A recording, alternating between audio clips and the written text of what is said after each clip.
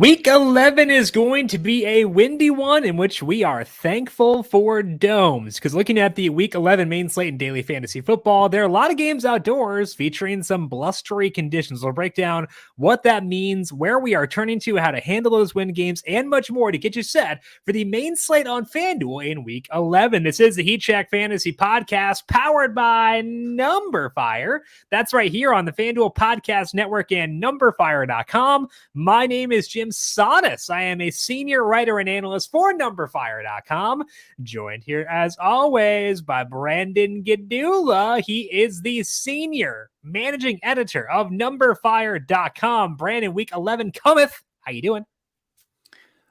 Good. Yeah. Was just sending out the tweet, my once or twice weekly tweet that I do for the show. I said we're breaking down a windy, weird week 11 main slate. Even though I was the one who typed it and I knew what I meant, I read it back to myself and read it as breaking down a windy, weird week 11 slate, which I guess also applies. And then I was just thinking, like, should I do both? And then, I just make a statement on the English language, I guess, really. English is stupid. I think we can both, you can just say that. Like, we don't need to go make excuses. Like, it just sucks. Like, that's okay. And like, that's fine. It's just a dumb language and that's okay. We can accept this. We can move on and embrace that this is just a fact of life. It is windy. It is also windy because we have to kind of navigate around all this wind because, like, we talked Monday about how much I liked Lamar Jackson entering that Carolina game. Still don't mind him.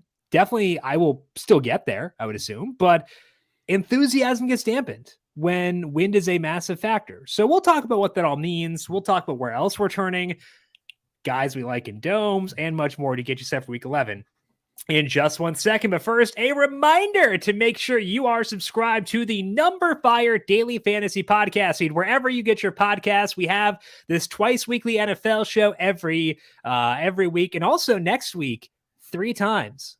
The Heat Check. We're going to have the Week 11 recap Monday, Thanksgiving show Tuesday at a time to be determined because I haven't asked you yet. And then Wednesday, we'll do the Week 11-12 main slate breakdown. So a show every weekday. The first 3 weeks, oh my goodness. 3 shows next week. Let's just say that. 3 shows next week. Again, English is stupid. 3 shows next week to get you set for Thanksgiving. To get those as they are posted, make sure you are subscribed to the numberFire Daily Fantasy Podcast feed wherever you get your podcasts. And if you somehow like what you hear, leave us a rating and review as well. FanDuel and GMC are back to bring you the GMC Sierra Mountain Climber Pick'em, a free-to-play contest series that gives you a chance to win a share of $10,000 in FanDuel site credit every Sunday, courtesy of GMC. Here's how it works. Every Sunday during the NFL season, you'll have a chance to answer questions around that day's non-primetime games. The more questions you answer correctly, the higher up the mountain you'll move. If during any week you answer every question correctly for a perfect score, you'll reach the summit and win your share of $10,000 in site credit. The contest series is now live, so head to fanduel.com/free/contest/GMC to start climbing the mountain. Let's dig into the slate overview here for week number 11. And Brandon, to me, it does revolve around making the proper downgrades for weather, because we've discussed in the show a lot how you don't cross off a game because there's wind. You just take any downgrade. I would say 10% at 10 miles per hour. I would say 15% at around 20 miles per hour that you downgrade. You could still be on those plays after making those downgrades, but you want to make those downgrades because looking at how the public acts with wind, they don't tend to be as reactive as potentially they should be based on past roster rates and stuff like that. So that's kind of the key thing for me, is making sure I'm properly accounting for the weather a lot of these teams will face this week. What's the slate overview for you in week 11? Yeah, I think it's it has to be partially that. I guess the way that my mind thought about it more was less how we handle those games and more, are there games that are not affected at all by weather that still might go overlooked? Having a hard time figuring out what that might be. We're talking about We're talking about Washington's offense in the trend section. No, don't make this a we statement. Own your actions. By default, by necessity, we have to talk about like I think like Washington. We don't gotta talk about is nothing. Stop saying we. This is a you. So we're gonna talk Washington. Stop we. Oh my gosh. Divorce that word from your vocabulary. Toss it out. You, Brandon. Brandon is talking about Washington. But like we got some look. I think the way that you phrased it on the note sheet, and I don't mean to jump ahead, but for the bookmaker info section where we talk about the 3 best games, basically, I think you phrased it perfectly, where it starts off with the highest total on the slate, upsettingly, is between the Bears and Falcons. Whenever that's the case, we're going to have to look at some teams that we don't typically really want to target at this point. That doesn't mean we play them. But I think for me, it's like really figuring out there's going to be some cross-off situations. I want to make sure I'm not crossing off too many situations by being reckless.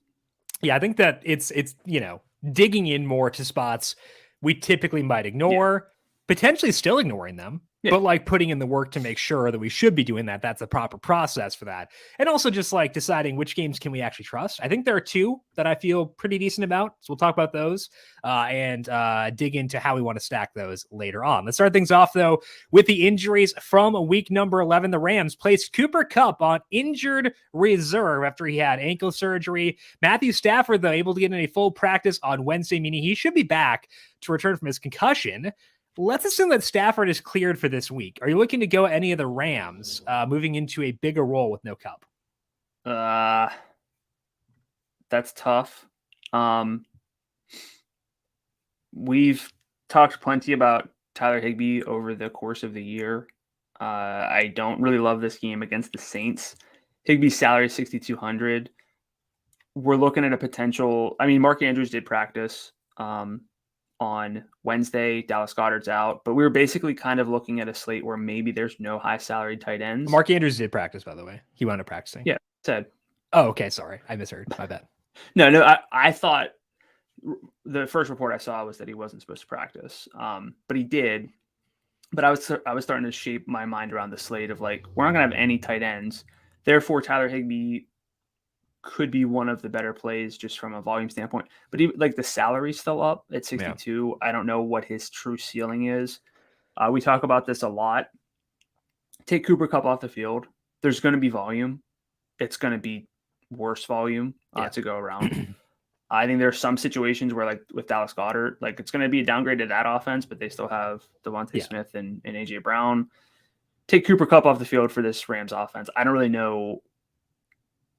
How do they move the ball? Juice? Like, I don't know if there's enough juice on the volume. So, and not enough juice on the volume is Tyler Higbee's juice on the volume. Is that like a steaks and the Barbie kind of thing on the Barbie? I think that's the title of Higbee's biography. Yeah. So with him specifically, like he was already getting targets. Targets weren't the issue. It was what he was doing with the targets. Yeah. And we can reasonably expect maybe 10 targets, but like, is that going to lead to 52 yards?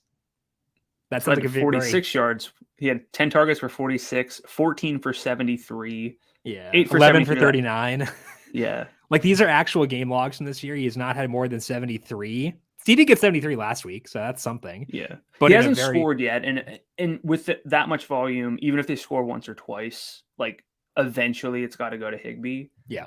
But we're kind of talking like, okay, he scores with the 73 yards at the cap, like 16. I mean, like I'm not turning that down, but I don't really think there's enough there. I would probably be more open, and I know that you're not, but Ben Skoranek, nope. Just because the salary is so low at 53. Nope. I'm not gonna get there, but I think relative, I might be a little bit more interested. He's basically a fullback. Like they used him as a fullback this year. I don't want to use a fullback in DFS. So I don't either. So no Rams for me. How many points are they going to score against the Saints? Their implied total is 17.5. But how many do you think they'll score? 0. Okay. They get shut out, guaranteed. Like I think they are minus 300 to score 0 points. Bet that. The Bears placed Khalil Herbert on IR with a hip injury. We talked about that possibility on Monday. David Montgomery comes in at $6,200. He missed practice Wednesday due to a personal matter. I'd assume he's good to go, but we'll talk about them in the bookmaker section. Dallas Goedert placed on IR with a shoulder injury. The Eagles facing the Colts this week. Grant Calcaterra would be the pass catching tight end, but also Tyree Jackson came off IR. Tyree Jackson, for those uninitiated, is Taysom Hill if you made him bigger and taller. He's 2 inches taller, 10 pounds heavier. He was a better quarterback in college than Taysom Hill was. I'm not going to use him, but I can fantasize. Calcaterra also could ball in college. He retired briefly due to concussions, but came back, played for SMU. He was at Oklahoma before that. So we'll talk about them in the trend section later on.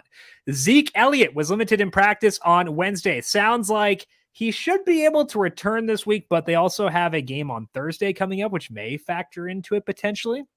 We'll talk about the Cowboys in the bookmaker section as well. Mark Andrews and Gus Edwards both got in limited sessions for the Ravens on Wednesday. John Harbaugh said earlier in the week that both were expected back. Deshaun Jackson, though, did not practice with a hamstring injury. We'll talk about them in the trend section. Jamar Chase is expected to miss another week due to his hip injury. We've seen the Bengals twice without Chase thus far. Joe Mixon has gotten the biggest bump. T. Higgins' salary is, I would say, reasonable at $7,600. But it's also a very low total game. Now, this is one of the outdoor games with a lower wind projection. It's at 10 miles per hour for that one. What's your view of this Bengals offense with no Chase against the Steelers? They were. So I said we're talking Washington later on in the trend section. Okay, so Jim didn't hear me on that one. I'm ignoring you. I was going to look deeper at Cincinnati without Chase. There's some decent marks. This is a rematch game. These two teams already played in the opener, which I never love. Things are a bit different without Chase, so like it shouldn't be an exact same look. I'm really struggling to see how this game is one of the games that is great to target. I could see Cincinnati doing some stuff, but not to the point where I think that this is a back and forth affair. I think Joe Mixon's salary a bit too high at 9,000, given the 5 touchdown game. His workload's really good. I'm not knocking that, but I think injected into this game a bit lower. T. Higgins 76 was kind of in the consideration set for me for a love, but I ended up preferring Amon-Ra St. Brown, and I really like CeeDee Lamb. I don't know how much T. Higgins I'll get to this week, so it feels weird to be low on this offense, but I think I'm going to be low on this offense. Yeah, the salaries are appropriate, and the total is low. Now, I would say the opportunity cost of a lower total game is a lot less this week than it typically is because there are so many like rough games. Yeah.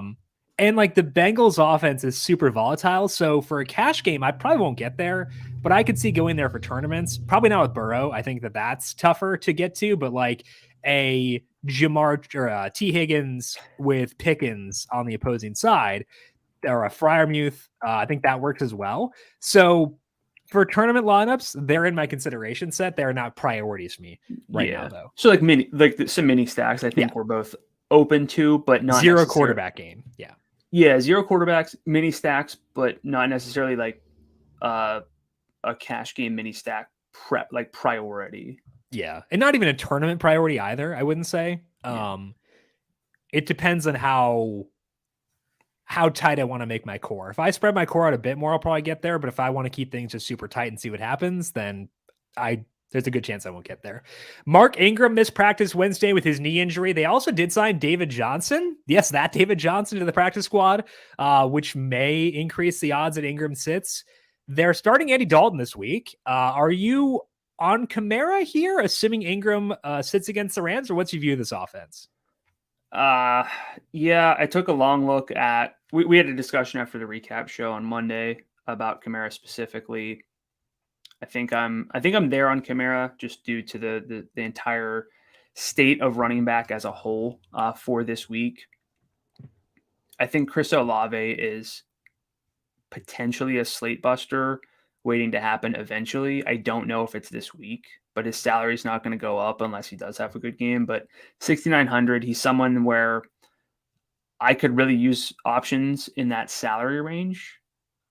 His workload's been pretty substantial, scaled back a little bit in terms of the actual production, but I kind of want to get there. The issue is I'm not going to bring it back very often, and I don't really want to play a receiver who kind of needs to go back and forth a bit to capitalize on huge opportunities. Yeah, and the games that Olave has played with Jarvis, who should be good to go again this week, 25% target share for Olave, 35% deep, 20% in the red zone. Now, a couple of those games were with Michael Thomas too, who will not play, so that opens up more. So, a 26-ish% target share with a good amount of deep work from a pretty bad quarterback at 69 in a not great game, it's okay. I do agree with your assessment, though, that he has changed the slate kind of upside. It's just it's flawed, but flawed might be okay. For this week, I prefer Kamara between the two. Kamara, he's had 2 down games, but we know what he can do on the high end of his range of outcomes. He's still getting targets, which is kind of all I care about. It's a tough matchup with the Rams. They're very good against the rush, but that could encourage some more passing game volume for Kamara. So I'm still okay with him despite the tough matchup, but everything's kind of muted there. I would say Kamara is one of my preferred running back plays this week. I'm not as into him as I was, for example, Jonathan Taylor, Tony Pollard last week. Oh, yeah. But I would say he's close to a 50% exposure kind of guy, whereas Pollard was 66% and JT was 59% for me last week. So Kamara's probably about half is what I would hope for this week. Yeah, I was basically all in on Taylor, effectively all in on Pollard. I think Kamara around 50%. I do think he's probably going to make our head-to-head lineup. Probably more so because of the salary than anything else. Yeah. I agree. Jerry Jeudy's ankle injury wound up being not too bad. There's reportedly a shot that he plays this week. Now, he didn't practice Wednesday. The Broncos facing a hideous Vegas defense. My gosh, hideous. But the Broncos offense also is, my gosh, hideous. What's your view of the Broncos entering this week, depending on Jeudy's health? I took a look at this one too. This is they're basically the Cardinals in terms of the appeal without the results. It's a little bit unfair to the Cardinals, I guess, because the results have been there occasionally for Arizona, but I'm having a hard time going back to Jeudy because his role has been better in recent weeks with Russ back.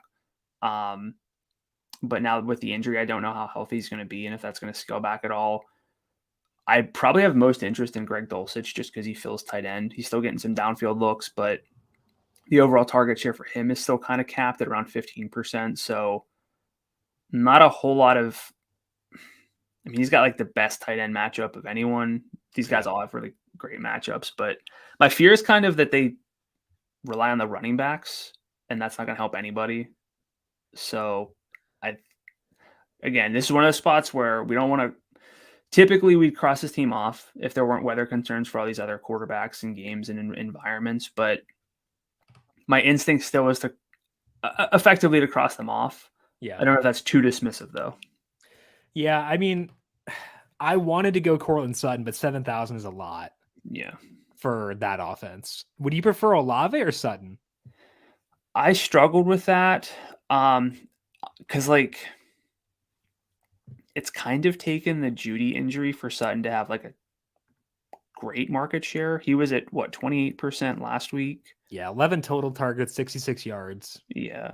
So he's been at 28 and then before that 15, 20, 12, 20. So basically once Dulcich came back in week 6, his target share has been down. I don't know if it's that 1-to-1 with now we have Greg Dulcich, we're not going to throw it to Sutton, but my fear is if it wasn't there before the injury, that's kind of telling, I guess. And if Jeudy's expected, I guess the better question is Olave over Sutton if Jeudy plays, but if Judy's out, who would you prefer? Probably Sutton then. Yeah. But it's not my favorite. I might just skip the range. I do think the point in favor of going Broncos. Russ has really embraced the DGAF. So Sam Hoppen of 4 for 4 had this chart this week that showed the number of YOLO balls a quarterback has thrown, which was a throw with a catch percentage of like under 33%. So basically, like, F it. Torrey Smith is down there somewhere, the Flacco route. And Russell Wilson has over 30 of them this year. So he's just kind of been degaffing. And like against this defense, that might be okay. So that's the argument in favor of the Broncos. Is that persuasive enough to get me to be super enthusiastic? No. But I want to actively make sure I get some Dulcich because tight end's a weird position. Sutton, I would like to, but it's not a priority, I guess, again, is kind of the takeaway for me.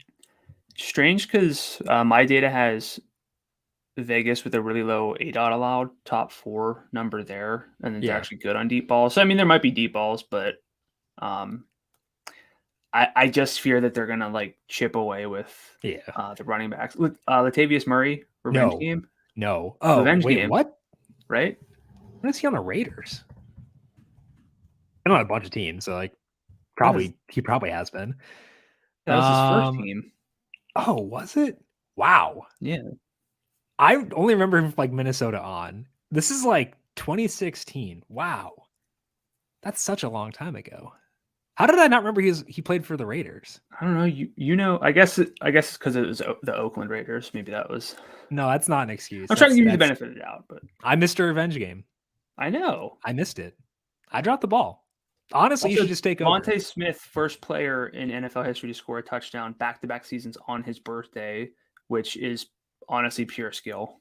He won me a dynasty matchup because of that, although I was tanking, so dick. David Njoku missed practice again Wednesday due to his ankle injury. Donovan Peoples-Jones has feasted without Njoku, but now they're playing in potentially super windy conditions on Sunday. Now, it's worth noting this Browns-Bills game could potentially be moved indoors as well. I don't know if we got to slip Raj a 20 to get this game moved to Detroit, but like, buddy, I'll give him maybe even $22 to move this game to Detroit. I'll give up a trip to Subway for a trip to Detroit. So what's your view of this Browns offense in the wind, assuming Njoku sits again, and then also hypothetically if they move to Detroit? How are you viewing it then? How likely do you? You're taking a drink. How likely do you think it is that they're actually going to move this game? Pro Football Talk had a tweet this morning about it, and Adam Schefter was tweeting about it. So I think it's like probably 50-50, honestly. Okay. If this game were to move, it'd be super fun. Yeah. If it doesn't, I think that you can roster players in better games to the point that I think I would not really get there with anyone. I'm waiting for Njoku to come back. Harrison Bryant had a solid role last week, but not a whole lot of production. Where's Amari Cooper? Is he still $9,000? 72. If that was like in a dome. It's important to remember that Amari is physically incapable of playing football on the road, regardless of where he is. Now you're Mr. Narrative. I'm so annoyed by this. Like, I remember like tracking it back in the day, and like I'm just annoyed by it now. Was it a true road game though? If it's like neutral, what would that count as? I don't know. I don't care. He's the worst. You say 72? Yeah, he's 72. It's better than it was. It's better than it was. I think he was 78 last week. I would like DPJ quite a bit though if they were to play this game in Detroit, because he's $5,900. He has a legit yardage upside. That game would not be too bad. The Bills defense has a lot of injuries in the secondary. They've shown to be somewhat susceptible. So I would like DPJ a lot if that game were to move. Yes. It's telling that for my game splits in my spreadsheet, when I input that Njoku was out, I need to have somebody in just to have a qualifier there. And my mind went to DPJ and not Amari Cooper. So that should tell you plenty. It's not wrong. While we're talking about this game, very briefly, we could talk about it in weather, I guess. You want to talk about here or weather? Let's talk about here. Okay, so Gabe is 71. Right. Gabe versus Sutton versus Olave, assuming, let's say, no Judy. At that in Detroit, Gabe, Mm-hmm. and then I think I'd the love Sutton. Gabe if they move this game. I think the Sutton. Yeah, find a dome for Buffalo to play in. Like They're always. apparently building a stadium that like is trying to negate wind. It's an open roof stadium, but it's supposed to like negate the impact of wind, which I'll take. But just put a dome over it. I mean, I agree. I think every game should be played in a dome, but that's just me. So I'd say Gabe number 1 there. Yeah. We got so many qualifiers here though. Like Gabe in Detroit, Sutton without Judy, Olave, Sutton with Judy, and then Gabe is how I'd rank this. I would rank that the exact same way. J.D. McKissick missed another practice Wednesday with his neck injury. Without him, touches have been pretty concentrated between Brian Robinson and Antonio Gibson. Split backfield, though. We'll talk about Washington in the trend section. The Lions designated DJ Chark to return from injured reserve. It sounds like he's probably not a lock to return this week, but Josh Reynolds missed another practice on Wednesday, so it is noteworthy at least. DeAndre Swift, full practice Wednesday for just the 3rd time all year. He's going to get a 30% snap rate now. There we go. They're going to unleash him. Oh, instead of 6 carries, maybe he'll get a 7th as a treat. We'll talk about them in the bookmaker section. Baker Mayfield will start for the Panthers this week. PJ Walker has an ankle injury. Sam Darnold will be the backup. How does Baker starting impact your view of DJ Moore, Terrace Marshall, and Deontay Foreman as 13-point dogs against the Ravens? Yeah, let's assume I have a view on those guys, so that I can modify it. I don't know. I mean, I like Terrace Marshall as a prospect. I have a hard time getting there. Tied to Baker as huge underdogs. Yes, that implies that there will be passing volume, but that does not necessarily imply that there will be a whole lot of efficiency or touchdown equity on those targets. DJ Moore at 67, I think you could do worse than that if you really want to play like a Lamar stack. With I guess either of those guys where you're basically banking on like this game's going to overperform expectations. But outside of that, there's no chance I'm touching those guys. And everything we've seen from Deontay Foreman implies that he will not have a huge role if they do in fact trail from the get-go. But there is also a path to them competing because, like, you know, yeah, I mean, there's a path for every team to compete, right? But like, as you would say, what are the odds? Yeah, exactly. What are the odds? So would you use those odds that they are competitive as a proxy for roster rate on Deontay Foreman? Because his role relative to his salary is pretty good if they keep that game competitive.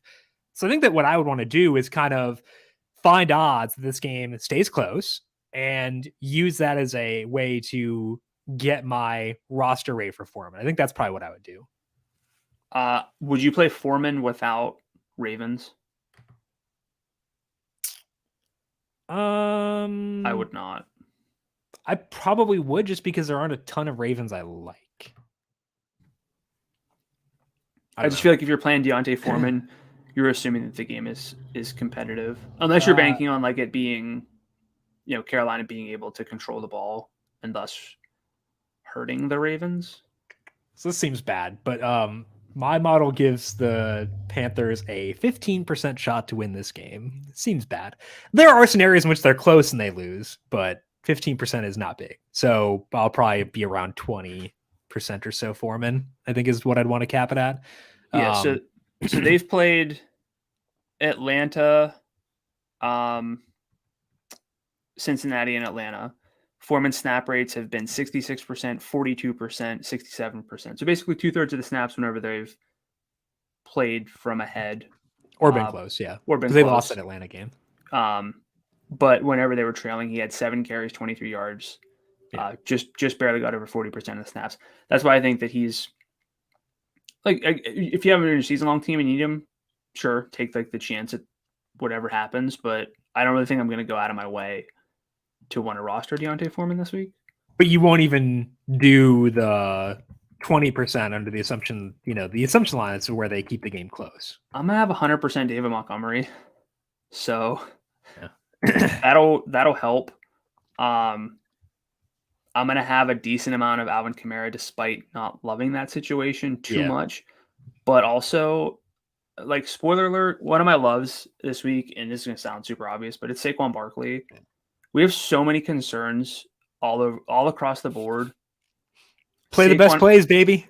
Saquon against the Lions, though, is like, that's the kind of thing you might regret at 130. You're like, I had David Montgomery. I didn't have to play only the superstar quarterbacks, but yet I didn't get enough Saquon. Like, that feels like I might have like 75% Saquon. Yeah. So you talked about the downside of the Foreman, which are fully valid, which is why I want to keep the lid on the roster rate. But also, it's important to remember, ignore the floor, baby. We don't need to care about the downsides. Does he have a path to a ceiling? Sick. He does. Cool. What's the odds he gets there? 20%. Awesome. I'll use 20%. Deontay Foreman. So ignore the floor, as always. Final injury to note. Corey Davis missed practice on Wednesday, coming out of the Jets bye week. Kind of surprising, I thought, at least. He has missed the past 2 games with a knee injury. Garrett Wilson's target share, 28% in those games. So where are you at on Wilson if Davis sits against the Patriots? They did play already once this year, correct? They played like 2 weeks ago, basically. Yeah, I thought so. Wilson had 115 yards in the first game against the Patriots. I think we actually did a deep dive on value receivers that week, and Wilson was one of the guys who popped, but I said, like, the matchup wasn't great. I mean, I had like 2 shares. It was stupid. I shouldn't have done that even. 14.5 points that game, 13.9 against Buffalo. So he's done it in pretty tough with no matchups. Touchdowns in either. He's got 2 touchdowns and they came in one game. So he's going to be due for touchdown regression. Don't know how many touchdowns this team will score, but I need a couple because I did bet the Jets plus 3.5. So could use a couple. I'd be interested. The issue is the way that I build lineups now is I get super concentrated and have a small player pool. Yeah.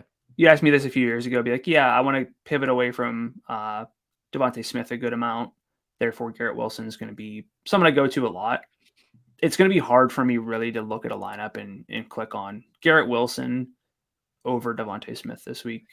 So I think that I agree with the Devontae Smith part, but I think because there aren't any value options I like at receiver, I might wind up being here like with Devontae Smith, like having Devontae Smith and Garrett Wilson. If we get the wind to come down in Baltimore a bit and I can justify Devin Duvernay, that would reduce my interest in Wilson a bit. If we get that Buffalo game moved to Detroit and I can use DPJ, I would reduce a bit. But as of now, with where things currently stand, I probably will wind up having some Garrett Wilson just because I don't like any receivers below him in salary right now. Yeah, I think that I probably made it sound like I was too low on Wilson specifically. It's just more I don't know how much I'll get because I'm gonna be okay playing a lot of Smith this week. Yeah, I typically try to like keep my roster rates at receiver lower, my exposure at receiver lower because it's a volatile position. I don't know if I'll be able to do that with Devontae Smith this week. Going to be a little scary. It depends, entirely on your risk tolerance. Yep. Let's move now into the bookmaker section for this week and begin, as you mentioned, with the upsettingly high total for the Bears and the Falcons. 49.5. It did come down by half a point or a point. So that's good, at least. Falcons favored by 3. We know both these teams want to run the football. Time of game over under 2.5 hours here. That makes it hard to stack. We like Justin Fields. I'm going to speak for you. I'm going to put a we in there. We like Justin Fields. We love David Montgomery with no Khalil Herbert. But is this the least stackable, almost 50-point total game you've ever seen? It's up there for sure. This also has the potential to be one of the more frustrating games, whether you stack it or don't, in a sense. Correct. We definitely like Justin Fields, but his production hasn't specifically translated to the rest of his team very much. No. Cole Kmet is, I believe, since week 8, the overall tight end 1 in fantasy football and half PPR scoring, but he has 15 targets in those 3 games, which is absurd. 5 touchdowns.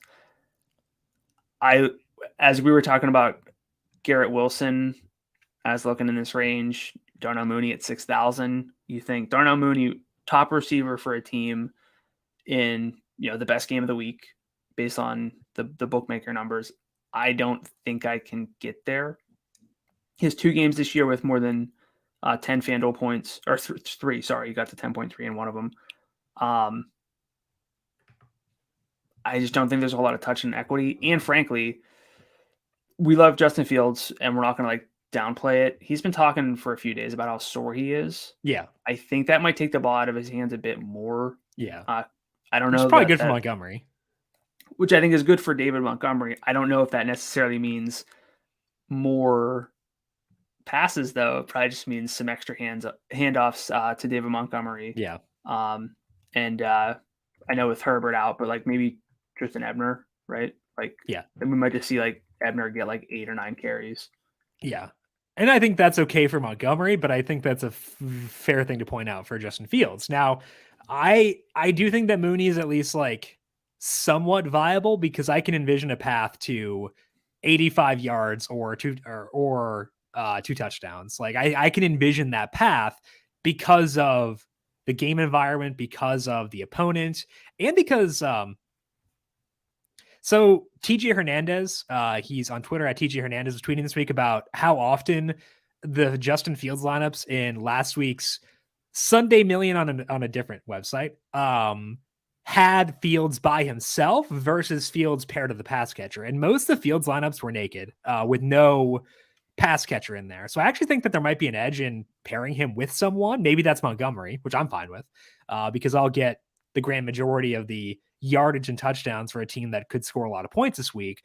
But I also think that that's Mooney, because Kmet's going to get some buzz as a result of all the touchdowns. So I think if I have, let's say, 10 Fields lineups, I'm going to have Montgomery in 8 of those, probably, honestly. But then included within those, I might go with like 5 or 6 Mooney and then have the rest be by himself. Or maybe I get a Claypool's route rate went down last week, so I don't really want to go there. Byron Pringle, did he do anything last week? He came off IR, I know. He's 48. Nope. Okay, we're not doing that. Don't listen to me. So I might go Mooney for the most part and have either Mooney or Montgomery in every Fields lineup to make sure I haven't paired with someone. But I think like 6 Mooney lineups is not totally out of bounds. No, at the salary, that's much more justifiable, because Fields really does have a good game, and as much as we can like pick on Mooney for not having like the ceiling games, you don't really want to look at a lineup and see like a 9.8 from Darnell Mooney and be like, oh, if he just like did more, it really would have helped the entire lineup. But we don't care about floor, but Mooney's not really going to get you like 0. He's not that volatile. It's just the volume isn't particularly great. And statistically speaking, this should be his best game. I just worry that like last week against the Lions should have been great. He had 4 targets. Right. Like, that's tough. Yeah. So I'll use him. Yeah. But I will not have him outside of Fields lineups, I don't think. He's as a bring back for like a Falcons thing, but I don't know. Well, I was going to ask, because we didn't really talk. We're talking both sides of this game. Is this a 2 quarterback game? Stop it. Given the entire state of quarterback. It's that Michael Jordan gift. No, stop it. Get some help. We're here to talk about Marcus Mariota. Stop it. Get some help. This is actually This is usually directed at me when it's Mariota. He's 72. I needed to be lower than that, honestly. Like, he checks a lot of boxes. And I think people will not. Box. Yeah, he does.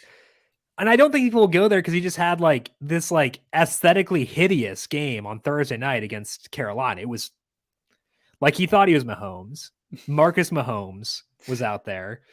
Mariota. So I'm not saying that you're into Mariota this week, but you're very, I assume, still plugged into Mariota.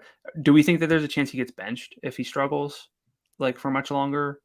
Not in game, I don't think. Okay. I think that'd be like a midweek thing if it happened. Okay. I think there's a chance he gets benched eventually, but I don't think it'd be in game personally. Okay. Then if not for Dak for 300 more in salary, if Dak weren't there, I'd give it more thought. If Dak were like 82 or whatever, I think I'd non-zero number of Mariota lineups. Yeah, I can see that. As far as I'm not using any Falcons running backs, but as far as the pass catchers go, if we're looking at the games they played with Kyle Pitts, Drake London, 6.1 targets per game, 1.2 deep targets, and 1.1 in the red zone. I'm going with raw targets, not share, because this team is a nightmare. Kyle Pitts, 6 targets per game, 1.9 deep targets per game, and 0.6 red zone targets. I could divest from Pitts in a heartbeat if he were to be popular, but like his usage is actually not that bad, to be fully honest. And although it's a lot of like prayer yards, he has converted at times on the volume he has got. Like he had an 80-something yard game a couple weeks ago, 80 yards and a touchdown on 9 targets. I think Pitts is actually an okay play. Am I dumb? And where are you at in London? I don't think it's dumb. It'd be harder to justify if tight end was better. Yeah. It sounds like we're going to get Mark Andrews. I don't know if it'll be 100%. I don't know if that'll matter. He's still probably going to be Mark Andrews, but within this game, it's really easy to like Kyle Pitts at salary. He's kind of early on in the season, Drake London was the guy and Kyle Pitts was secondary. That's kind of flipped in recent weeks. So I'm not out on Drake London just because value at receiver is hard to find, but I'd rather play Pitts this week. Yeah, and I think that they are pretty easy to go to in your Fields lineups because the assumption then is that they get ahead. And obviously the Falcons will still run while trailing. So that does not mean that, it's an automatic smash if they get up early on, but it does make it justifiable. And looking at some projections for this week, London is not appearing on you have to scroll to find him. That's a good thing, I think, in terms of, because I can't justify him or Pitts at a high roster rate, but just in general, I think they're fine this week just because there aren't the salary finally matches with expectations, I think. So my question to you, and I know that you can point to a 74-yard and an 86-yard game, but since the first 2 weeks, he's maxed out at 54 yards. He has not been over 40 yards in 7 straight games. Right? Yeah, sorry. Yeah. I thought that was does that qualify as yardage upside for you? Because he did it, way back in September. So can you have yardage upside on 6.1 overall targets and 1.2 deep targets per game? That's an average. It's not a ceiling, I guess. Yeah. I think with a better quarterback, you could say. But okay, if he winds up having 100 yards and a touchdown on Sunday, am I flabbergasted? No. So I think that he has that, even if he hasn't necessarily shown it. If you're talking about Danny Amendola back in the day, if he got 100 yards and a touchdown, would I be flabbergasted? Yes, I would be. Thank you for asking. Yeah. So I think it's he has it, even though he hasn't shown it, but I'm not yeah, of course he does. DPJ has better yardage upside, if we're being honest, which is weird, but. What's that weird? I don't know. Okay. I don't know. Any other thoughts on this game? No, going to play an upsetting amount of Kyle Pitts, though. Cordero revenge game. I'll point that out, but I'm not going to use him. Second highest total, much better game, IMO, is for the Cowboys and Vikings in Minneapolis. God bless Domes. 47.5 point total. Cowboys, 1.5 point favorites here. We don't know Zeke Elliott's status yet. I'd assume that he'll play. But even if we don't get Tony Pollard as a featured back, this game has some fun names. So what's your view of Cowboys at Vikings? And is this your favorite game to stack this week? Yes, it's my favorite game. Good answer. Love it. I like Dak. I like Dalvin Cook. I like Justin Jefferson, CeeDee Lamb, Michael Gallup, Dalton Schultz. I know. Gallup's the only one that gives me pause. Who? But the rest, yes. Gallup. I'll talk to you about Gallup later on. All right. I'm happy to be talked into him. As you know, with our guy. I think we got a question on Twitter from Oliver, longtime listener, former stream ruiner at one point. I forgot about that. But he asked about identifying some, regression candidates. I think Gallup qualifies if you look at some certain things. Okay, fair enough. I'm happy to hear that because I do like Gallup a lot as like a player. So I'm amenable to that. The one thing I would say with this game is it's a heavy injury report game where you want to be tuned in to the way things break later on this week. Because on Wednesday, Christian Darrisaw didn't practice with the Vikings. They're very, very good left tackle. That would be a concern given the pass rushers that the Dallas Cowboys have. It is also an Anthony Barr revenge game. Anthony Barr, limited in practice on Wednesday with a hamstring injury, did not play last week. And the result of that was Micah Parsons being used more as a linebacker than a pass rusher. So if Darrisaw doesn't play, bump down the Vikings. If Anthony Barr doesn't play, bump down the risk in the Vikings. If everybody plays, it's still a pretty tough matchup for the Vikings, but I'd be okay with them. So I'd want to be tuned in injury reports here is what I'm saying. DeMarcus Lawrence didn't practice Wednesday, but he said he'll play, I believe. So he'll probably be good to go. But if Darrisaw doesn't play, that would be a concern for me with the Vikings. As of now, I am okay with Dalvin Cook. Very okay with him. I like him once again. Cowboys rush defense struggling quite a bit at the moment. Dal, we were on last week, paid off. Really good volume, 84% snap rate or higher in 3 of his past 4 games. Getting more passing game involvement too with 6, 6, and 5 targets his past 3 games. So I love Dalv. Dalv, I was going to say he's my favorite piece in this game, but I love CeeDee Lamb and Dalton Schultz too. So I just like all 3 of those guys a lot. I think they're all like quasi priority plays for me, those 3. Yeah, I think Dak might qualify as a priority play. Is he a single entry candidate for you? Yeah. Okay. Where does he rank? In single entry, I am. This will sound kind of weird and backwards, but in single entry, I'm a little more open to lower salary quarterbacks with past upside because they help me get access to. If I play Dak, I'm more likely to be able to roster CeeDee Lamb or Justin Jefferson in a lineup where otherwise I'd be, overlooking Justin Jefferson. Yeah. Because it's hard to get to. So, he's definitely. I think my consideration set for single entry is, as of now, under the assumption that Buffalo stays in Buffalo, my consideration set for single entry would be Dak, Hurts, and Fields. Only those 3 as of right now. Yep, same here. Okay. The reason I like Schultz and CeeDee Lamb is that the targets have been super concentrated for the Cowboys so far, with Dak being back. In those games, since Dak Prescott returned, Lamb has a 30% target share with 64% of the deep targets. Obviously, that'll regress, but that's very good. Schultz has 21% overall, 36% in the red zone. Gallup at 16% overall, 14% of the deep targets.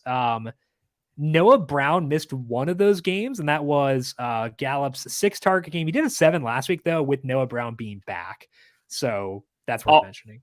Okay, so I'll just talk about Gallup here. Sure. In games with Dak back, 28 yards per game, 5 targets per game, but a nice solid 10.4 yard ADOT, 2.3 downfield targets per game, which for me is 10 plus yards downfield, but catch rate over expectation of -8 percentage points. Inject that into a game where I think there's going to be scoring. Gallup's going to be on the field running routes. He's not going to be someone who has 10 target upside necessarily, but at the salary with the underperforming tied to a quarterback who is also undersalaried, I think that opens up a lot. And Gallup can help me get up to Justin Jefferson. And frankly, I don't play enough stud receivers. I know Jefferson just went off last week, but if I'm going the route of like wanting to be open to Jefferson, I got to be open to Gallup. And I think that there are reasons to want to get there because of the underperformance. It's fair. He's 56. That helps a lot too. So that's fair. Okay. With the Vikings, in their 2 games with Hawkinson, Jefferson, a 33% target share, 46% deep, and 44% in the red zone. Psycho. TJ Hawkinson, 21% overall, 14% deep, and a 25% red zone share. Knowing that we do have some value options at tight end in Dalton Schultz at 59, Kyle Pitts 55, Dulcich 55, and Freiermuth at 54. What's your read on Hawkinson at 65? I like him. I think that he's fun to get access to in stacks. I think it's another example of like why playing Dak in a single entry has appeal, because that savings could be the difference between Dak and Fields or Hurts versus, stacking him, game stacking him with Hawkinson, and then like a lower salary tight end with basically like Pitts and Fields versus Hawkinson and Dak. And I'm not convinced that one of those is substantially better than the other. Yeah, that's fair. Okay, final one. Let's assume that Zeke plays. What will you do with Pollard with a salary at $8,000? If I had a little more salary to play with, I'd go there just to be different. I don't think he'd be a bad play. I still think he'd get possibly, 60% of the snaps because they might just play both of them together on some plays. And so I think that his role would still be fine, but I don't think I can afford to get that cute at 8,000 because I don't have that much wiggle room. Yeah. I think if people were not so eager to assume that he'll take over lead back duties, I'd be more open to it. A little bit concerned there, so I probably would not be as high either. Okay, let's talk about the Lions at the Giants. Giants 3-point favorites here. Total is 43.5. That's been coming down during the week because of wind. This one is at 15 miles per hour, not 20, but still high enough to be a downgrade of about 10%. The Lions defense stinks, though. Both these teams have high usage players. How high are you on this game for stacking? I just wish we had DeAndre Swift as a high usage player. He'd be so fun to play in running back stacks against Saquon. It hurts. Yeah. But I think, again, look, no one really needs to be told to like Saquon Barkley. But for the way that this season's gone for me, generally it'd be a week where I'm like, oh yeah, I like Saquon. Probably not going to get there just because of the salary. I think that could be a big regret because we do have David Montgomery. We have Dak, who can save us some salary. I'm not saying Dak is in the same tier in terms of pure upside as Hurts and Fields, but at salary, there are fewer guys you have to overcome. Yeah. That means you need less stuff to break in your favor to overcome it. Yeah. We probably don't have to force in Mark Andrews at a high salary. So like Saquon is very, very reasonable to get to. And I want to make sure that I'm overexposed. I don't know if I can really play any Giants pass catchers. It feels like it's been too much of a losing proposition. Especially with the wind up, I think that makes it a lot easier to cross off. Speaking of that, though, I still love Amon-Ra St. Brown on the other side, even if the wind's up. He is going to score. He might score twice, but you can just put that one in the vault. So score twice. Oh. Yeah. I like that. With Amon-Ra, like you typically see less passing volume when the wind is up and you see less passing efficiency. Let's say the Lions decide to throw the ball 25 times. I think that'd be a reduction from expectation. 25 times 40% is still 10 targets. Yeah. For Amon-Ra St. Brown. So like you can still definitely use him. It does downgrade him, but it doesn't cross him off by any means. Any other Lions for you outside of Amon-Ra St. Brown, or is it basically just Saquon run it back with Amon-Ra, similar to last week where it was Fields run it back with Amon-Ra? I think that's basically it. Yeah. I don't know how else you could see it. What did Slayton do last week? He had 95 and a tud. Yeah. I'm pretty sure. That was a bit of a broken. Not broken because he's the best player in football. He broke it himself. Questionable tackle. He's the best. 4 targets, which was a 24% target share. They're another team where I have the raw targets down in my sheet as opposed to he's at 4.8 targets per game since Wandale came back. That's tough. Deep per game. That's a worse workload than London and Mooney. I think the real question is, will you try to play Saquon in a head-to-head lineup or a single entry? Is he that much head-to-head? I probably can't get to. Okay. Single I entry, think I can. I think single I can, entry, and I think I need to. Single entry I can because I can be more loosey-goosey with the receivers, but cash game most likely I can't. I want to, but I don't think I can. Just based on stuff I've built so far.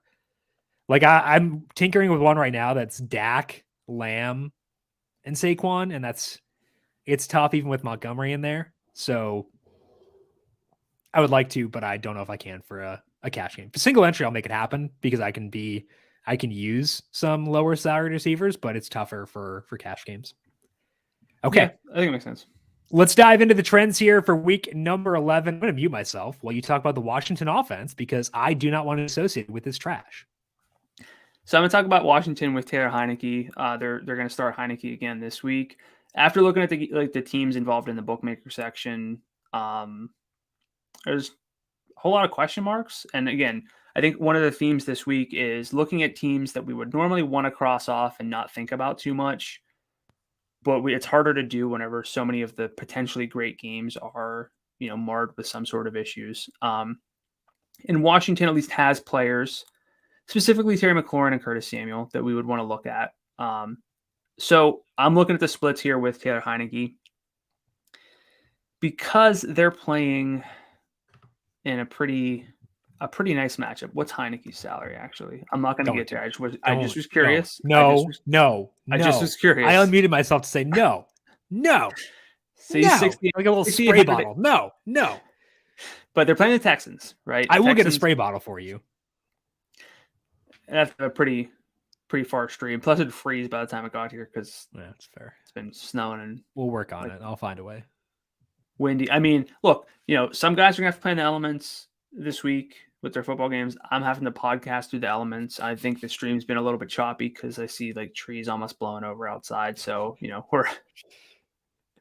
we're all going through the weather up in the Northeast. But Houston 28th overall in adjusted defense based on numberFire's metrics. 20th overall in overall passing and rushing. By the way, kind of nice symmetry there. Heineke himself has not been particularly good. He's at negative 0.04 passing net expected points per dropback. If you account for defenses he's faced, he's negative 0.08. So, below expectation. For context, Carson Wentz a minus 0.12 adjusted for opponent. So not a whole lot of difference here. But Heineke is yet to face a pass defense, currently worse than 19th in numberFire's metrics. So we're not really, I have to pull up the comp games and see if guys actually take advantage of these matchups.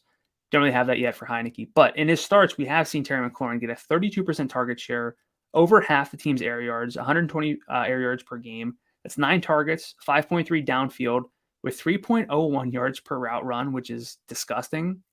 And he's doing that without a lot of red zone work, a 3% red zone opportunity share. So you love the building blocks there for a huge game. And I would just be willing to venture that he will not be held to a sub 5% red zone share long term. Curtis Samuel, 18% of the targets, 13% of the red zone opportunities, 3.5 rushes per game, including 21 rushing yards per game. I think that's fun. Last week with Dotson back, McLaurin still had a 44% target share, 128 yards, 8 out of over 15.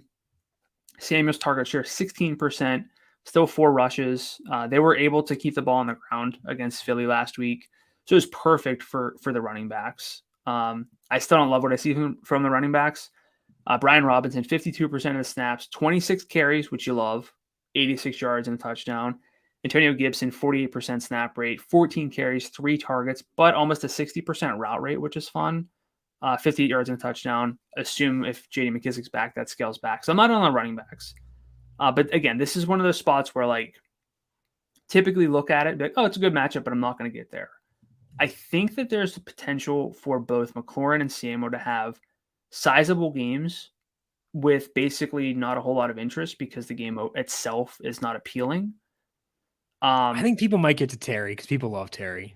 People do, but I don't think people will get there, but it's not like he's going to be the chalk, right? Sure. And if you're not the chalk, then you're still differentiating a bit.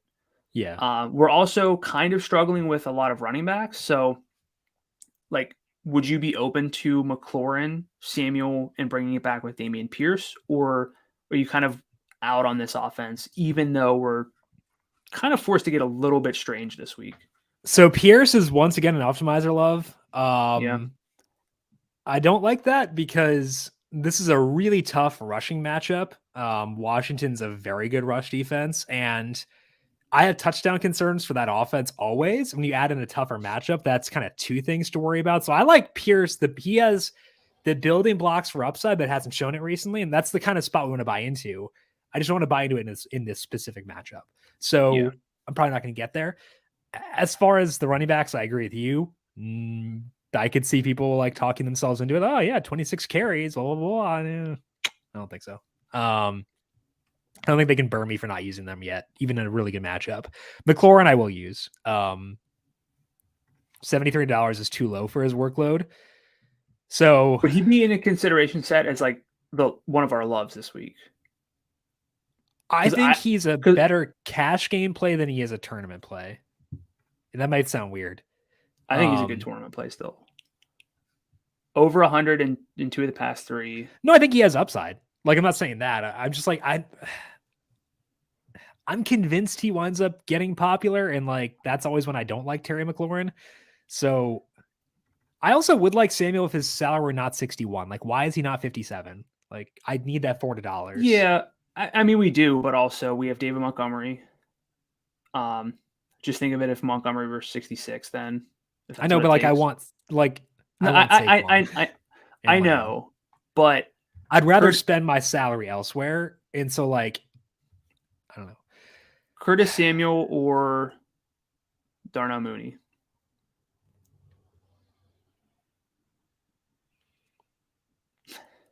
Probably Mooney because I like the game more. I don't know. I think I'd lean towards Samuel. I don't think that's wrong. Just it's tough. Samuel or DPJ in the elements. In the elements, Samuel. I go Samuel. Yeah. Yeah. So it depends on what we have available. Samuel or Garrett Wilson. Anyway. Samuel or Garrett Wilson? Wilson by a smidge. I agree. Okay. With McLaurin, so my one concern is I don't know how often I'll be in this range because I love Lamb at 81.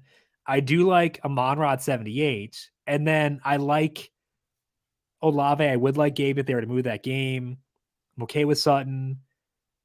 But also I adore Devontae Smith, who is below them. So how often will I be in that range realistically? Probably not too often. So I think I like him, but I don't think I'll be in that range very much. Right. And that was my first instinct. That could be a mistake. Correct. Yeah, exactly. But I think, for sure. If you're not playing Saquon, you're taking the savings with Montgomery. I'm not saying Terry's low salaried, but it's savings from, like the tier above him. And I think that he has potential to join the bottom of that tier. He definitely does. Because he is like again, I hate to reuse this phrase, but he has the building blocks for upside. He has. Yeah, I said it with him too. So yeah, but like he has those. So I can't push back on it.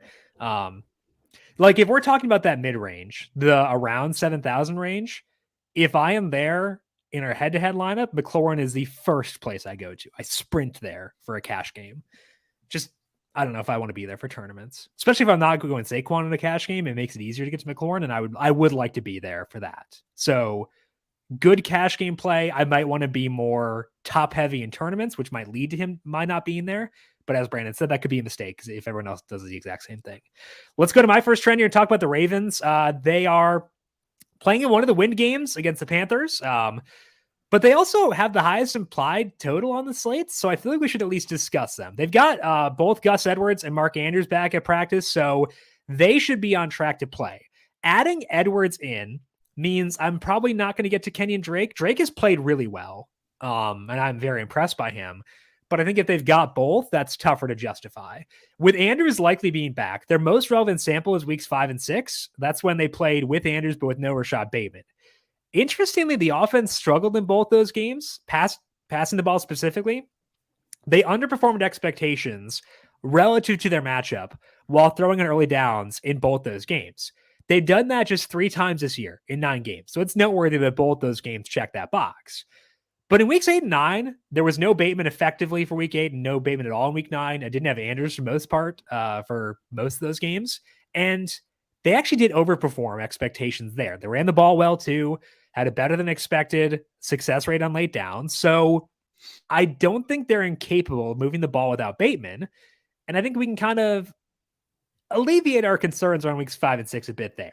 In those 2 games, 5 and 6, Andrews a 36% overall target share, 33% deep, 40% inside the red zone. My goodness. Devin Duvernay, 42% of the deep looks with a 20% overall target share. The problem is that they're 13-point favorites here. The wind is up, so they might not throw a whole lot. So I want to be on Lamar. I adored him Monday before I knew about this wind, and there are legit concerns here. I don't want to have take lock because I lost him on Monday. Duvernay Andrews pretty similar. I have interest there, but have some reservations. Again, the backfield, if there were no Gus, I'd go to Kenyon Drake, but I think Gus will play. So if Gus doesn't play, I will go Kenyon Drake, and I'll feel pretty good about him. But it's hard with Gus. So I'm having a lot of trouble with the Ravens. What's your read on them, all things considered here? Yeah, starting in the backfield. So I do the start sit column for numberFire, and one of the things that I was really looking into was like the Gus Edwards, Kenyon Drake thing. Yeah. A lot of places feel like as soon as Gus is back that he's the guy and that Kenyon Drake is a complete afterthought. So if Drake were a little bit lower salaried, like because of how running back shakes out, I think I'd at least be a little bit interested. I would too. We don't typically play Ravens running backs, but there's not a whole lot of like dominant plays necessarily. So I'd be a little bit more open to it if they both weren't 68. So I just think that's interesting to see. Like, it seems pretty split on like it's going to be a complete timeshare or like Gus is going to be the guy. But that just stood out to me. As far as Lamar goes, we did like him a lot on Monday. And, what we try to do always is contextualize all types of things and explain away like, some of the bad that looks worse than it is. But, pulling up his game log, it's really tough to see. And I don't care like what this is, to know that this is in his range of outcomes for 8,400. Like, again, we don't care about like pass completions, but he's had 12, 27, 9 in his past 3 because he's thrown 22, 38, and 16 times. Like, there's a chance he doesn't even throw 20 times or 25 times in this game, especially with the win, especially because they should be able to control the clock. And if they get Gus back, they have another running back to lean on. So the odds he gets 30 are pretty high, but the odds he gets under 20 are still pretty high as well. It's not how I run deviations and stuff, but like if I were thinking about this more like less mathematically and more like standard deviation of 16 points, like it's a very high standard deviation. Yeah. And I think that it's a bit much. There's a bit too much risk to want to embrace at 84 whenever we have Fields and Hurts just above him. So I'm not going to say I'm not going to have any Lamar, but based on how many quarterbacks I tend to play, I think I'm just going to have the 3 with Hurts, Fields, and Dak this week. Yeah. If the win comes down a bit, I'll do it, but I need to come down because if it's just one concern, like it's just wind, if it's just the wind or just the fact that Carolina might lay over, then cool, I can do it. But if it's both combined together and Gus is back, that's tougher. Yeah. If there's no Andrews, I'd say Isaiah Likely would probably be, I'd probably put him on par with Freiermuth, Dulcich, and Pitts. I would not put him super far above them. Yeah. I'm with you there. Okay. I mean, let's move to your... Go ahead. Like, Carolina's showing some fight, but like it's recently coming against the Falcons, Atlanta. So like, yeah, Baltimore's like really high in my power rankings, so I don't think we're getting there this week. Again, 15% win odds, not great. Okay, you're gonna talk about the Eagles' offense here with no Dallas Goedert. They're playing indoors. I like that. What are you seeing here? Yeah, it's tough because Goddard played every snap last week, but is out because he's just very good and very fun. Yeah, because he got face masked and ruined Eagles bets. So we don't have a great sample without Dallas Goedert, so we're gonna have to do some extrapolation. But the good news is, and again, we talk about this all the time, and I already mentioned this specifically, but yeah, it's bad for Jalen Hurts in this offense to lose Dallas Goedert because Dallas Goedert's good, but they still have two guys who can change the entire field whenever they're on the field with the 2 receivers that they have. So I think it's interesting to really look in here because there's also a bit of a funnel defense with Indy, 3rd in adjusted rush defense, 19th in adjusted pass defense. Hurts against teams between 12th and 24th, so like these mid-range defenses, non-outliers. He has 5 games there. He's averaged 273 yards and 2 touchdowns, as well as 8.6 rushes, 35 yards and a score per game, which I don't expect the rushing touchdown to hit on average, but that's dominant. We've tracked Jalen Hurts' ADOT, week to week. You brought up like the high and low ADOTs, and I kind of figured out it was largely tied to the defenses they've played Indianapolis is 8th in $8 allowed, which I don't love, but I don't know if it's enough for me to move away, especially with Smith at such a low salary. I think that's being a little bit too cute.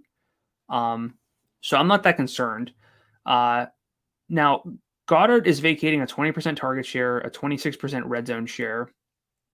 And so far, the targets have already been concentrated to A.J. Brown with 29% and Devontae Smith at 24%. I think they're going to be fine. Like, those aren't going to go away. Those can really only get better. And I still think those guys we know are good enough to do something with that volume. Otherwise, I feel like the Eagles tight end situation will draw some appeal. Not like a ton, but I'm probably not going to get there.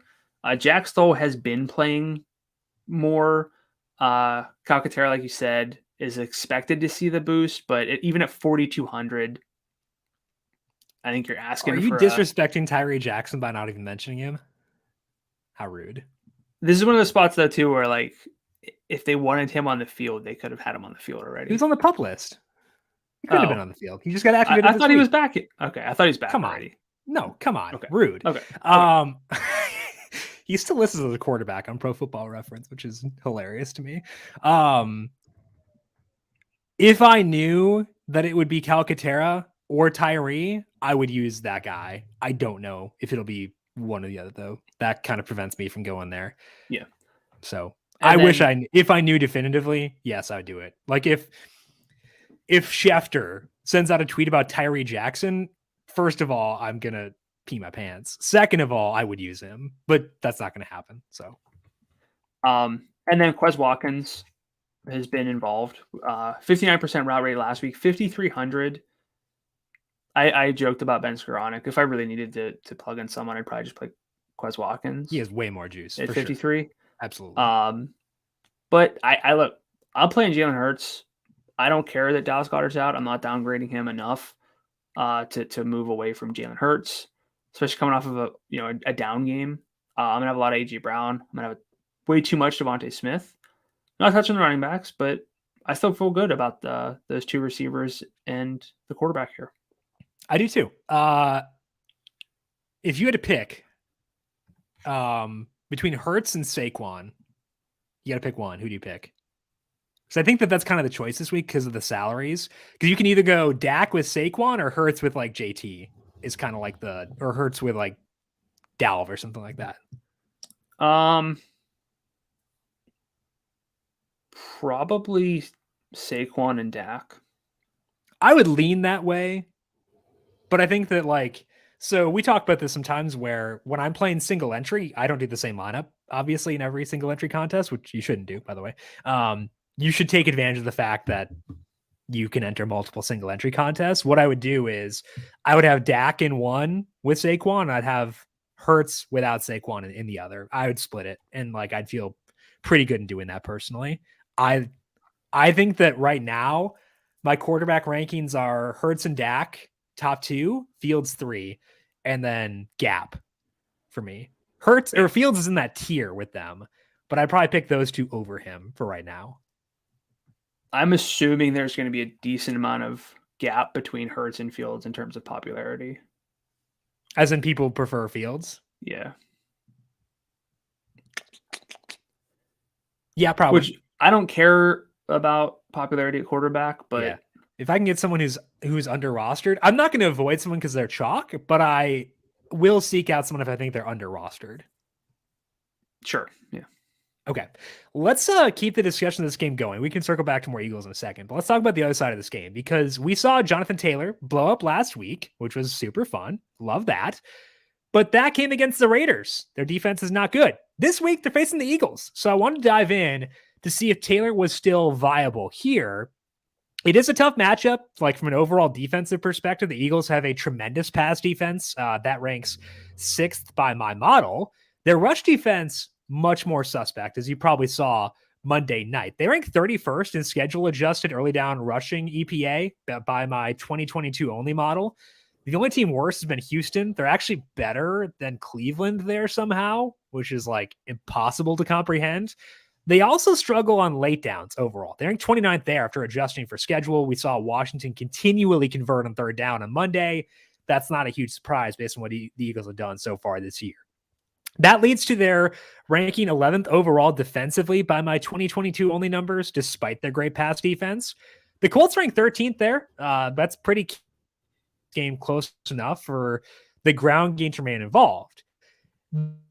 Defense has been especially bad recently for the Eagles. Their past 4 games, they've been relative to expectation. They've been 0.13, 0.22, 0.13, and 0.04 worse than expectation on early downs against the rush. So a lot worse in all 4 games. Those final 2 games were their 2 without Jordan Davis, who is on IR. He'll miss this game. So I think the Colts will be able to move the ball on the ground here, and the hope is that they'll be effective enough there to keep it close for this to be a neutral script throughout. But also with no Nyheim Hines, JT might be involved even in a negative script. I think that's reassuring as well. So we have more flexibility to get to JT, knowing we had David Montgomery at 82 or 62. Is that something you'll be trying to do this week, or is this matchup still too concerning for you to get to Taylor at 87?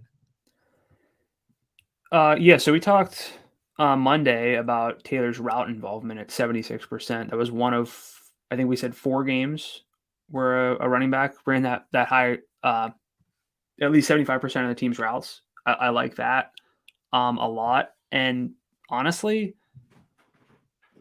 I'm playing a lot of JT again this week. Cool. I think that he pairs well with this passing offense. Specifically, I was trying to build in the meantime like a Hurts, Taylor, AJ Brown lineup and see if that's viable, because that's going to be very hard to do. Yeah. But that also means that it should be uncommon. Yeah. But yeah, I like Taylor. I'm not going to the. I know you didn't ask me specifically about the pass catchers. I'm not going to get there. Wasn't going to bother. But well, I feel like people would. I did pull up their numbers. So let me see here. I could control F this. Okay, here we go. They played 7 games with Michael Pittman and Matt Ryan. Pittman has an 11% deep target share. Paris Campbell is at 5%. So Paris Campbell's had a lot of raw targets recently, but nothing downfield. And it's also a bad offense. He has not had more than 76 yards there. That was last week, which is his most. But if I'm going to attack the Eagles, I'd rather do it with JT than Paris Campbell. I can almost make a Hurts, Taylor, Brown stack work. Hurts, Taylor, Devontae is very easy to do. Yes. Which means it'll be popular, which is why you're doing this. But yeah. I don't want to let people know that like you can get to a Hurts lineup pretty easily. My question to you though is, would you be open to a receiver in the flex this week?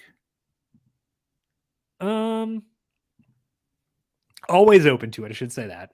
Okay. Never totally opposed. I think that with Montgomery, JT, Saquon, Kamara, and Dalv all being guys I want to use quite a bit, I don't think I'm going to do it very often. I'm receptive to it if it makes a lineup work, but it will not be my default, and it will not be close to my default. It would be an exception for me. Yeah, because it's basically where I am with this one. I think it'd be open to it to make certain lineups work, but definitely not something I'd prioritize. Yeah. JT or Dalv? JT is 87, Dalv is 83.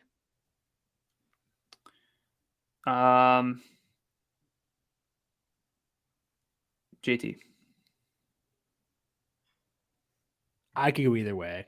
Probably would go Dalv because I like that game a bit more, but I could go either way. And then Nick Chubb is 84. Let's assume that game stays in Buffalo. High wins. Would that push you towards Nick Chubb or no? Nothing will ever push me toward Nick Chubb. So he does have, for the full season, he's at 111 yards per game.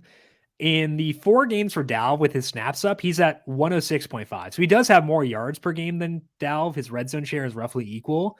I think it'd be a defensible play to use Nick Chubb. I understand. I'm with you. I'd go Dalv and JT, but like, I think if someone out there is like, well, why are you being so dismissive of Nick Chubb? Like, I get it. Like, there are reasons to justify it. Oh yeah. But I'm not going to stack that game. Like if it's in Buffalo in those conditions. What about Detroit? Would you go Chubb there or no? Then yeah, I'd be open to it because I'd want to play Gabe. Okay, that's fair.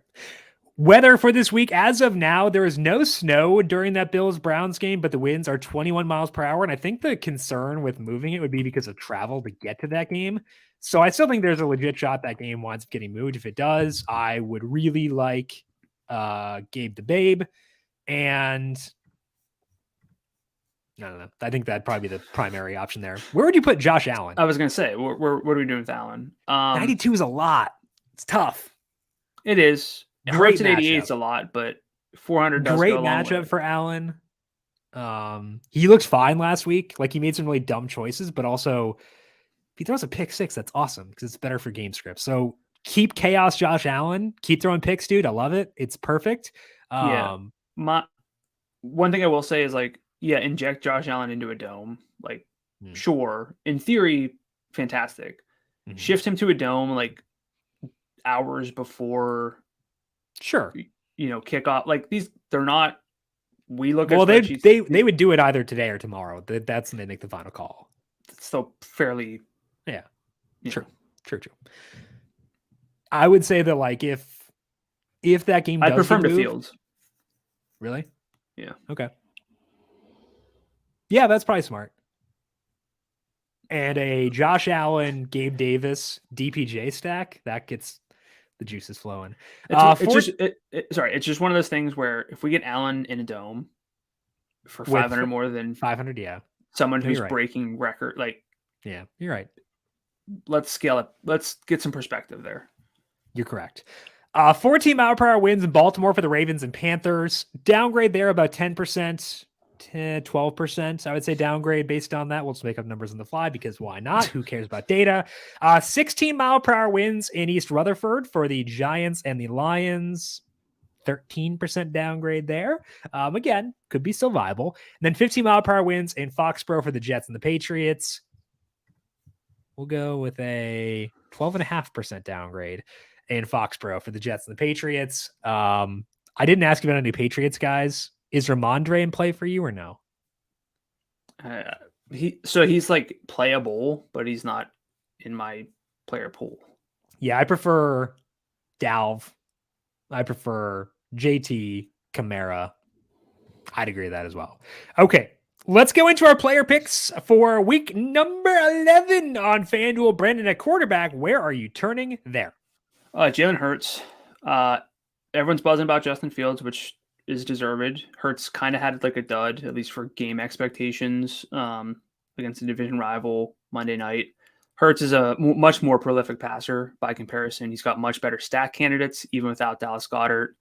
No reason to worry about the matchup. No win concerns. And also he's not currently boosted by 5 rushing touchdowns in the past 4 games. So Hurts is my number 1 QB for this week. Second love, Dak Prescott.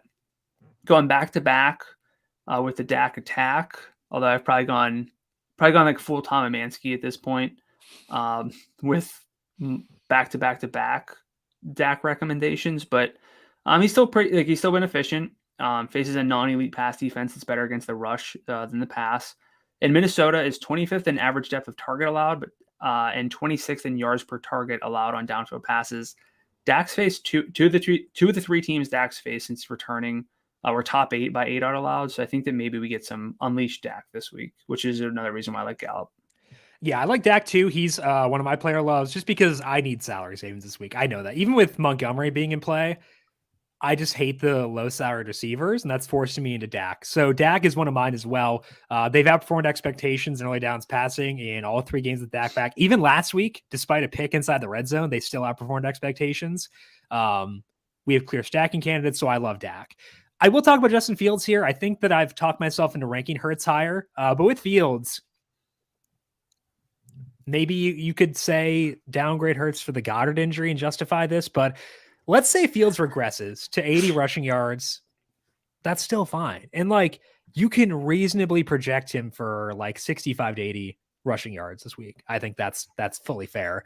Could get better passing efficiency against Atlanta. He's 87. So I think I've talked myself into Hurts and Dak being at the top and then Fields being third. But I do think that Fields is still a very justifiable play despite the high salary. for this week. I agree with you, though, that if we get Allen indoors, then I would bump Fields down to 4. I'd probably still use him, but I bumped him down to 4. Running back, what you going with there? Saquon, again, it's easy to say that I love him and then not actually build around him, but I'm going to go out of my way to make sure I have enough Saquon where I feel covered. QBs at the top, a lot of them have weather concerns. The top tight ends are banged up. Even if we get Andrews, might not be 100% fully unleashed, but Saquon against the Lions has the potential to be one of the things that I just really kick myself over, by like 130. It's like, boy, he's got 75 scrimmage yards in the first quarter. Like, what was I doing being too low? And the absolutely best game environment among a bunch of different criteria for running backs. Second love is going to be Alvin Kamara. We fought about this after Monday's show, and then I warmed up. I had to have three running back loves. I think I realistically have 2 with Saquon and David Montgomery, but I got to have someone else here. And Kamara's a love-ish. He's like, I don't know if I'm going to get away from him in our head-to-head, so he's got to fit here. Tough-ish individual rushing matchup and a low total, but low totals, as we learned a couple weeks ago, don't really matter as much for running backs. LA's 20th in adjusted FanDuel points per target allowed to running backs. The pure volume hasn't been there for Kamara out of the backfield recently. Market shares are still, good. And I think he get eight targets this week. And then my third love, obviously, David Montgomery, 62. There's just no way around it as being a great play. Great matchup against Atlanta, who's 25th in rushing success rate allowed to running backs. And frankly, for me, like, Montgomery's the kind of guy who benefits more from high success rate than high expected points per carry allowed, because he's not going to break many. He just needs to rush for 5 or 6 yards a carry in a single game. So I think that I like that. And frankly, he should see as much work as he can handle, because his quarterback is mentioning that he has leg fatigue from running so much. Yeah. I have the 2 overlap ones I have are Kamara and Montgomery. Kamara, he's had a couple bad games, but the snap rates are still absurd. So you're asking yourself, has he suddenly become a guy who has no upside? And the answer, I think, is pretty obviously no. He still has that. So I want to treat him as if he does. And if you give me a guy with, I guess in this matchup, probably 30-point upside, more so than the 40 he had that one game, 30-point upside for 75, I'll take that every time. So I like Kamara a lot. With Montgomery, he was averaging 87 yards per game before his roll reduction, 87 yards from scrimmage, which is typically lower than I want it to be. That's kind of in the single digits range. But now he could get more work with no Herbert, because that, do they trust Ebner as much as they trusted Herbert back in the day? Probably not. And also, the offense is just better now than it was then. Even if it does regress, they're just a better offense than they were. They're scoring more points. So I think Montgomery is, despite concerns around him, still a very, very good play at 62. My first love was Dalvin Cook. I want to talk about him quickly because I do love JT and I love Saquon, but I'm willing to settle for Dalvin if need be, because the Cowboys ranked 20th against the rush, if you include a prior, and also in my 2022 only model, they're also 20th. 84% snap rate for Dalvin 3 of the past 4 games, 140 yards twice in that time. It's a great game to stack. I love tight spreads for running backs because it means they'll be involved in the passing game for all 4 quarters. So I do love Dalv. But this week, I would say there are 5 running backs I like-ish to love between Dalv, Saquon, JT, Kamara, and Montgomery. Let's go to wide receiver. What was tickling your fancy there? Amon-Ra St. Brown at 78. He's going to feel oversalaried, but he's not. He has not scored since his second game. The Giants are decent in production. They're 18th in yards per game allowed passing, but they're within 15 yards of being a top 10 defense, which is just a reminder why ranks are fine, but they can be very skewy. Also, yards per game, not a great metric, and they're 24th in adjusted pass defense based on numberFire's metrics. But they do allow a lot of a high rate of targets per route, the highest to receivers of any team. They faced 19 end zone targets by receivers this year, second most, but have let up just 4 catches, 21%. League average is 35%. What I'm getting at the here Giants? What? The Giants have done that? That's crazy. So that's got to be variance. That's not a talent. Yeah. I was what? So what I'm getting at is that's a cool stat. I want to give you credit for whipping up a cool stat. That was cool. St. Brown's going to score. Just mark that down.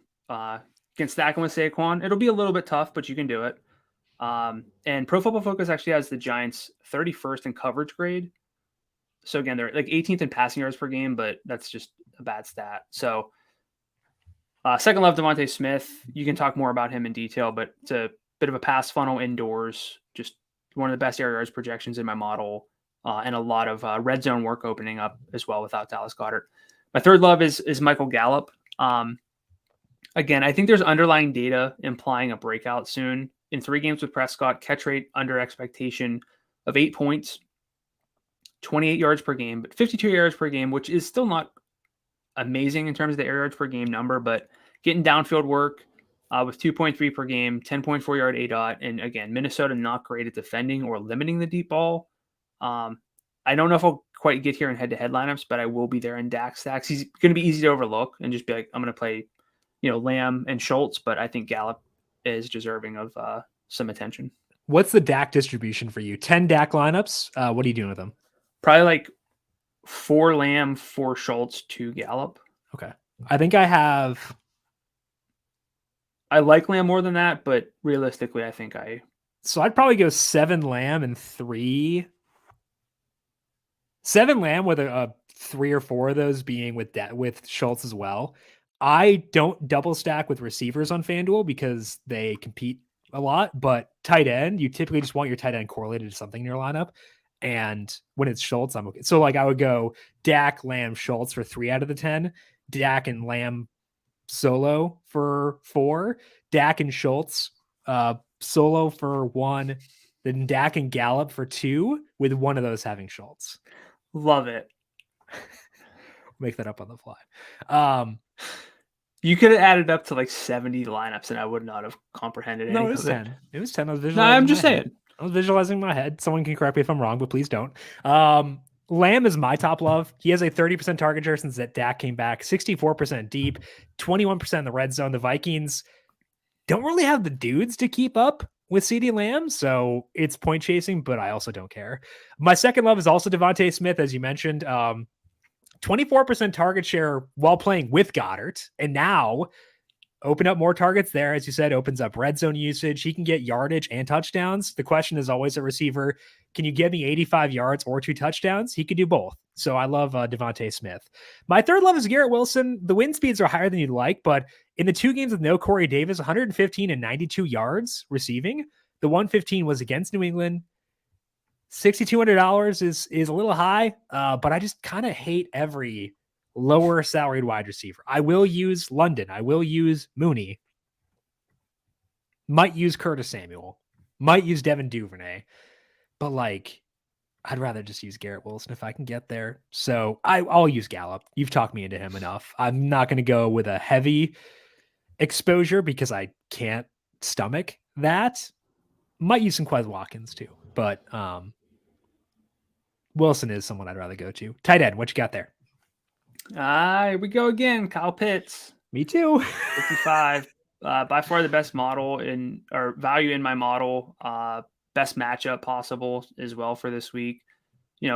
Chicago's decent against tight ends, but not good enough for it to matter. And if you go back and look at who they played, they basically haven't really faced any legitimate tight ends. So I think that's relevant. So 55, I'll plug him in. I also love Pat Freiermuth at 54. If I'm not going Dalton Schultz, then Freiermuth is deserving of attention. Last week, the Steelers just fixated on 3 guys. Patty was one of them. 7 targets, 36 yards. Results weren't there, but went for 75 yards on 10 targets against this team in week 1. Cincinnati led up 89 yards and a touchdown to Mark Andrews. I'm not comparing the 2 necessarily, but once again, going back and looking at who they've played, haven't really faced anyone. And I think that's relevant that they got kind of torched by the 2 guys who are elevated tight ends. I want to pull up something quick. Okay. Can I sort this? I don't know what you're looking at, bud. I'm in the back end of numberFire and I want to pull up targets. Here we go. Okay. Targets what? So top target projections for tight end in week 11. Travis Kelce's 1, not in the main slate. 2 is Andrews, 3 is Pitts. And that's accounting for how run heavy the team is. So I have not had Pitts in my love section very often this year. I do this week. The salary's low enough. I think the sentiment, the stink is bad enough. People aren't going to use him. If he's going to be popular, I can't use Kyle Pitts ever, but I don't think he will be this week. So I do like Pitts. Chicago's defense better against the rush in the past too, which might encourage a couple more throws, like maybe 12 pass attempts instead of 10. So I'm going to use Pitts this week. My other love is Dalton Schultz, 21% target share since Dak came back, 36% inside the red zone. He said 49, 74, and 54 yards. So a path the yardage upside for 59. I like that. I don't mind Dulcich, but I just like Pitts and Schultz. We'll see how that goes. Defense, what are you doing there? I have Washington at 4,000. Frankly, Davis Mills is not good. They're only 15th in adjusted pass defense, but a really good rush defense. And I think at this point in the year, like targeting teams that need win, like Washington showed a lot winning that game against the Eagles. They're 5-5 now. Like I think they'll make some stuff happen at 4,000 this week. I think that they're very in play for the Davis Mills sucks reason. I think we can agree on that. My love is actually the team that ranks first in my 2022 only model for defense. It's the Denver Broncos. The stink does not apply to their defense, just the offense. They're favored here against Vegas, and Derek Carr typically is not a quarterback we target opposing defenses because he's very good at avoiding big mistakes, and that's still in play here for sure. But the Raiders have lost some key pieces with no Darren Waller, no Hunter Renfrow. This defense is just very good, facing a bad offensive line. There's no Bradley Chubb, obviously, and that matters for Denver, but I still think at 39, it's really hard to say no to them.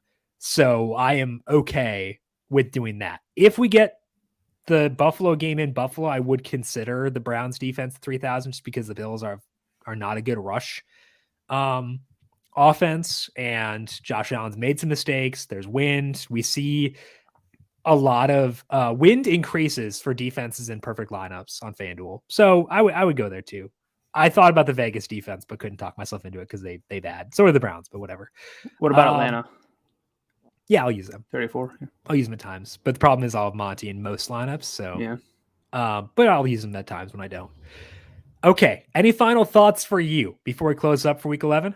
It was a long one, but I think it, a lot of injuries and a lot of complicated slate. Yeah, it's a strange one, but I think we covered everything. I do think there are spots where like you might see things differently than we do. You might pivoting to Cincinnati is going to be like the easiest pivot of all time if you want to go that route. I'm not saying it's like a slam dunk move, but yeah, it could happen. There are going to be spots where a lot of people were overlooking, and I think you could take advantage if you want to go that route.